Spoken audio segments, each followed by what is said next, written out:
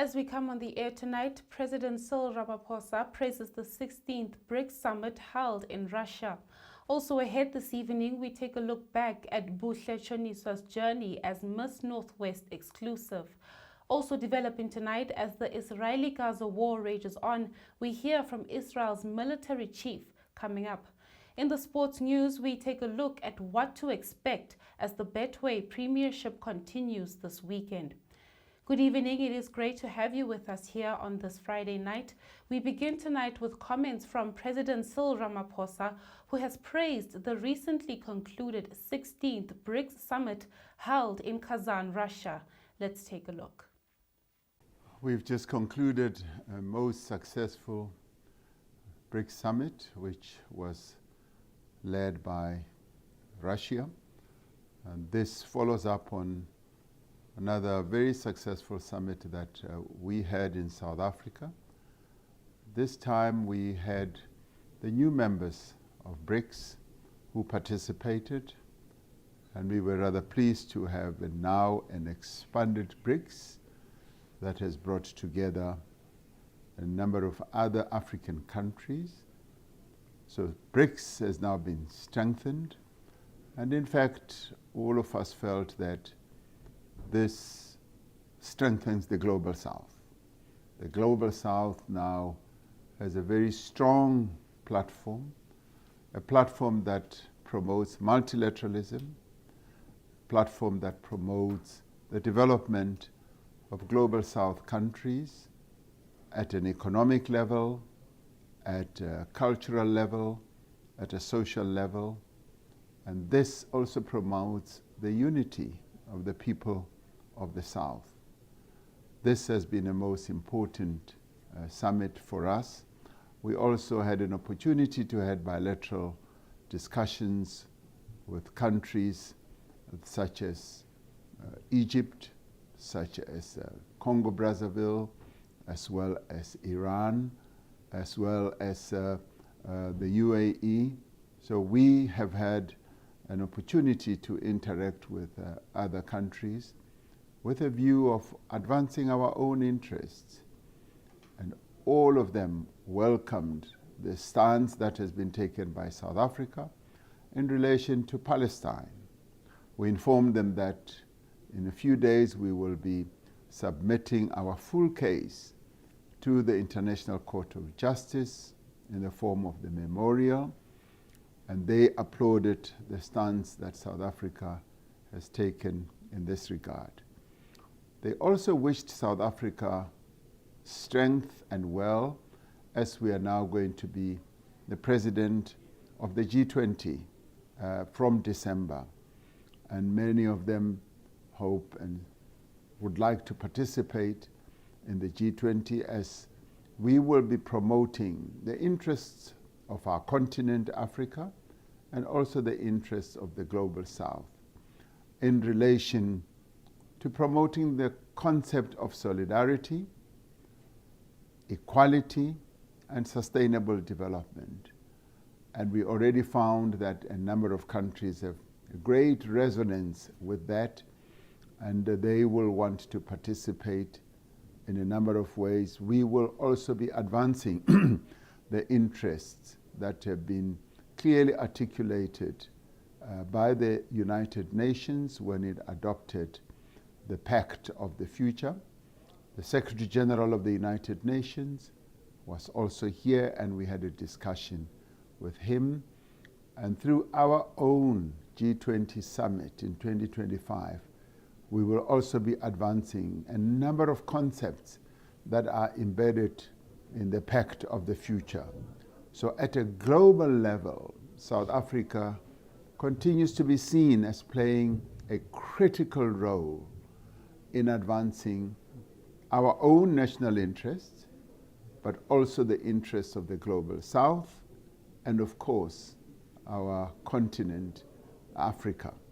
So we are looking forward to going to Brazil as part of the G20, and thereafter we're looking forward to all those countries coming to participate in South Africa as part of the G20.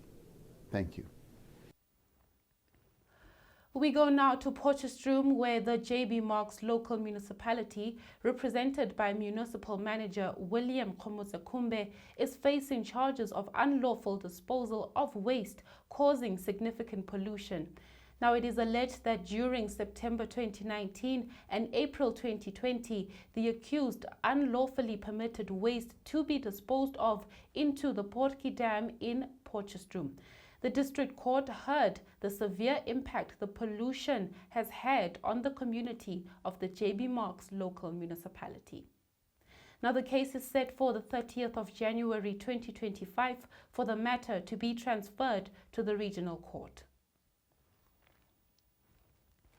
Now, in more news, earlier this month, Miss Northwest exclusive Buhle Choniswa had her homecoming at Mogati Hall in the township of Kanana.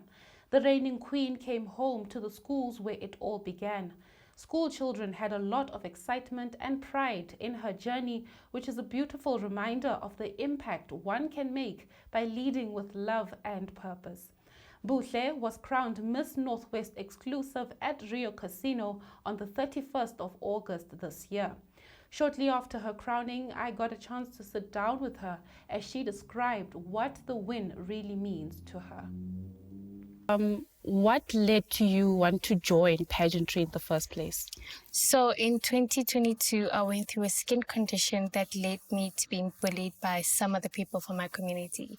So at that time, I had depression and anxiety, and I went through a neuroclinic. So I was taking antidepressants. So then I went to my uncle, Kenneth, and he's the one that spoke me through the process to enter pageants and to inspire young girls and women that are actually going through whatever it is that I'm going through, or that feel less of a woman because of their physical appearance. So it was just a way of me to inspire them to love themselves and know that they are worth it. And then in 2022, I entered Miss Grand South Africa. I ended up as a finalist, and then I went to Miss Klerksdorp. In 2023, I ended up as a finalist, and then in 2024, I entered Miss Northwest Exclusive, and I won the crown. And you did win. Yes. So at that moment, you're standing at the stage, Yes. and they call up your name. What are the emotions that you're feeling? What are the thoughts in your mind? Yeah. Are you shaking? What's happening? I was surprised because I didn't think I would take it. I think it's normal for one to feel that way. So I was shaking, and I'm honestly very grateful. I didn't know what to do at that time. I was crying, and the reigning queen at that time was the one that led me through the way and showed me what to do, walked with me, held my hand. So I was grateful and excited because I know that my win is not just only for me, but it's going to change my community and how young people from my community think and how they perceive the world. And maybe it will encourage them to also pursue their dreams and their passions. Now, more from a developing story, as alleged diamond Ponzi mastermind Liebenberg and his wife have abandoned their bail application at their first appearance at the Bronkhorstspruit Magistrate Court on Thursday. Liebenberg, his wife Desiree, and 7 other accused made their first appearance in court yesterday. 3 co-accused have been released on bail, while the bail application of the others will be heard next week. Though Liebenberg and his wife chose not to apply for bail at their first appearance, they may apply for it at any other time, including next week when the case returns to court. The accused are alleged to have spent the diamond-based fortune on movable and immovable assets, including 2 mines, various motor vehicles, a Krugerrand, and silver coins to pay for the Liebenberg's lavish wedding and honeymoon in Greece. Now, the matter has been remanded to the 31st of October for formal bail application in respect of the other accused. Well, now let's get the latest in international news. Further abroad, as the Israeli-Gaza war rages on, at least 26 Palestinians have been killed in overnight strikes on Khan Yunis in southern Gaza, including children. Now, this is according to emergency response officials. Now, over 130 Israeli reservists have signed an open letter to Prime Minister Benjamin Netanyahu and Defense Minister Yoav Gallant, stating that they refuse to fight in Gaza and Lebanon unless a hostage and ceasefire deal is signed. Now, Israel's military chief, Herzi Halevi, has said there was the possibility of a sharp conclusion to the war against Hezbollah in Lebanon. Halevi pointed out that the Israeli army has thoroughly dismantled Hezbollah's senior chain of command and has described the recent assassination of Yahya Sinwar, that was the former Hamas leader, as methodical. Now, sources reveal talks on a possible hostage and ceasefire deal in Gaza are expected to resume this weekend, though there is little expectation of a breakthrough before the U.S. presidential elections on November 5th. Now, with that, let's get the latest in business news. Debt-free South African Airways is considering selling its landing rights at major international airports, including Heathrow Airport in London. This follows the collapse of the controversial Takatso deal earlier this year after 3 years of negotiation. Now, South African Airways is currently debt-free. However, Parliament's Standing Committee on Public Accounts heard on Tuesday that the national carrier requires a capital injection to get back to its former glory. The capital is also needed to bring forward some of the plans it has pushed back because of the non-availability of the 3 billion rand it would have received from the proposed controversial acquisition of a 51% share in SAA by Takatso Consortium. Now, Minister of Transport Barbara Creecy says government remains open to securing an equity partner for SAA, stressing that the airline will lose market share without one. And that is the business update. Let's now wrap up with the sports news.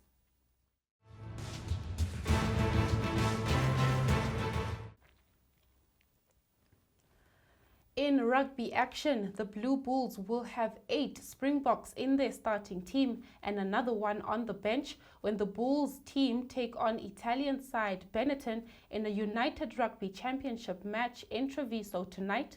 Kickoff is at 8:30 p.m. Now, Apiwe Yankee will start on the wing, Ambrose Papier returning to scrum half, Elri Lowe coming back at number 8 and captaining the side, while Marcel Coetzee takes over the number 6 jersey.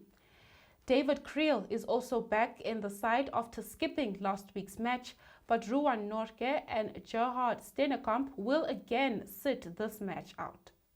The Stormers are ready to empty the tank when they battle it out against defending champions Glasgow Warriors at the Danny Craven Stadium on Saturday afternoon. Kickoff time is at 1:45 p.m. Springbok captain Siya Kolisi will play number 8 for the Sharks when the Durban side hosts former United Rugby Championship winners, the Munster at home on Saturday at 4 p.m. Coach John Plumtree has picked an almost identical side to the one that beat the Glasgow Warriors last weekend, but there are a few changes to the lineup. Among them, Kolisi moving from open side flank to 8th man. The Lions are looking forward to the prospect of testing themselves against the best club team in the game when they clash with Leinster at Aviva Stadium in Dublin. This is on Saturday and kickoff time is at 6:15 p.m. In soccer news tonight, Jose Riviero is counting on his Orlando Pirates squad to maintain the perfect start to the Betway Premiership season. The Buccaneers, who've kept their 100% win record in the league by securing a 2-0 win over SuperSport United on Tuesday night, will face Amazulu at Orlando Stadium. This is on Friday and kickoff time is at 7:30 p.m. In Saturday's selected fixtures, Richards Bay will welcome Stellenbosch to Natal in the first of tomorrow's matches. Kickoff for the fixture is set at 3 p.m. Marumo Gallants will play TS Galaxy in Bloemfontein, while Royal AM will host Sekhukhune United. Kickoff for both games is 3 p.m. Now, after Chiefs hammered SuperSport United 4-0 in their last encounter, SuperSport will host Kaizer Chiefs at 5:30 p.m. this weekend. Well, that's it for this Friday night's broadcast. I'm Boitumelo Monare, and we will be right back here next week. From all of us, good night.